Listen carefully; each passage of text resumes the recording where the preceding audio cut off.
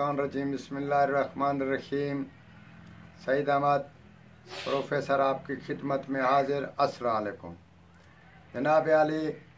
नुस्खे तो हम बयान करते हैं, वैसे ऐसा नुस्खा आसान पेश करते हैं जो आदमी के काम आ जाए। मगर कुदरती तौर पर यह होता है कि कोई इंसान के काम आता है, कोई किसी के काम आता है, तो नुस्खे में शक नहीं होता। ये हमारी तबीयत में फ़र्क होता है या कोई ऐसी बीमारी या कुदरत की तरफ से भी समझ लीजिएगा।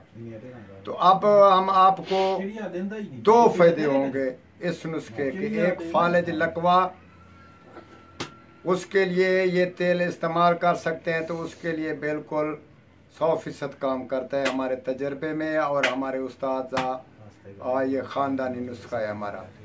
और दूसरा, अगर रीढ़ की हड्डी, उसकी ये फरमाइशी नुस्खा भी हम पेश कर रहे हैं, ख़ास कर ये कोयटा वाले के लिए। तो हम ये नुस्खा उसके लिए ही ख़ास कर पेश कर रहे हैं।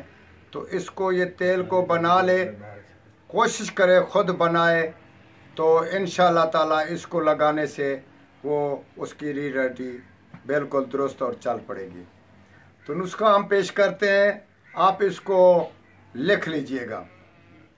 तो अज़बूतक दवाई का नाम है। अज़बूतक, लौंग और बारलेंग और हल्दी नर,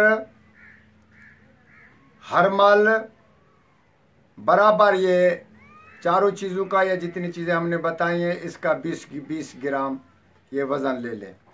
उसमें काफूर 4 टिक्की डाल दें। काफूर की 4 टिक्कियाँ, अच्छी वाली काफूर ले लें, उसकी 4 टिक्कियाँ उसमें डाल दें। तो उसके बाद मिर्च पीली 20 ग्राम ये ले लें, और सुंड ये भी 20 ग्राम आप ले लें। तो इसके बराबर, यानी कि ये जितनी वज़न होगी, इसके 2 वज़न तेल कुंजंत, यानी कि तिल का तेल खालिस निकलवा कर इस दवाई को उस तेल में जलाकर या मिलाकर, तो उसको बनाकर आप लगाएं। इंशाअल्लाह ताला अल्लाह के फजल से कामयाबी होगी। इसीलिए हम नुस्खे कम बताते हैं, क्योंकि ज़्यादा नुस्खा मरीज या हमारा कोई भी आदमी ना बना सके, तो वो बोलता है कि हकीम साहब वैसे बोल रहे हैं।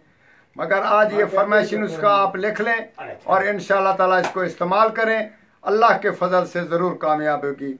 वस्सलाम।